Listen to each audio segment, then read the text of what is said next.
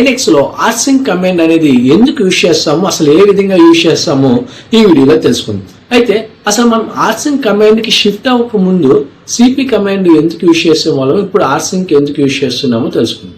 Actual గా CP command అనేది మనకి ఫైల్స్ ని కాపీ చేయడానికి యూజ్ చేస్తాం.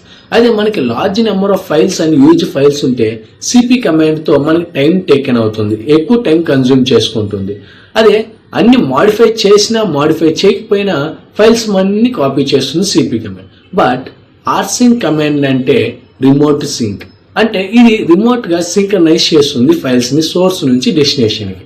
అయితే rsync కమాండ్ అనేది ఏ విధంగా వర్క్ అవుతుందంటే, ఇప్పుడు ఫర్ ఎగ్జాంపుల్ నాకు సోర్స్ అండ్ డెస్టినేషన్ ఫోల్డర్స్ తీసుకుంటే నాకు సోర్స్ ఫోల్డర్ లో ఏవైతే ఫైల్స్ ఉన్నాయో ఆ ఫైల్స్ మొత్తం నాకు డెస్టినేషన్ కి రీచ్ అవుతాయి. బట్ నాకు సోర్స్ లో ఏమైనా ఫైల్స్ నేను మాడిఫై చేస్తే ఆ మాడిఫై చేసిన ఫైల్స్ మాత్రమే నెక్స్ట్ టైం నేను సింక్ చేస్తే నాకు డెస్టినేషన్ ఫోల్డర్ కి రీచ్ అవుతుంది.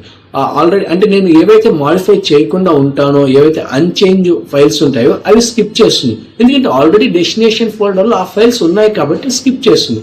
ఇది rsync యొక్క బెస్ట్ క్వాలిటీ.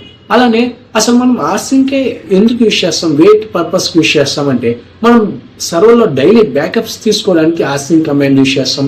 అలానే ఒక ప్రొడక్షన్ సర్వర్ ని సేమ్ యాస్టీస్ గా బ్యాకప్ సర్వర్ లో కూడా సేమ్ డేటా అండ్ అప్లికేషన్ పెట్టడానికి కూడా rsync చేస్తాం.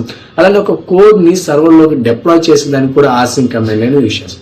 అయితే అసలు బేసిక్ గా rsync కమాండ్ అనేది ఎలా ఉంటుందంటే, rsync -av and source folder and destination folder ఇస్తుంది.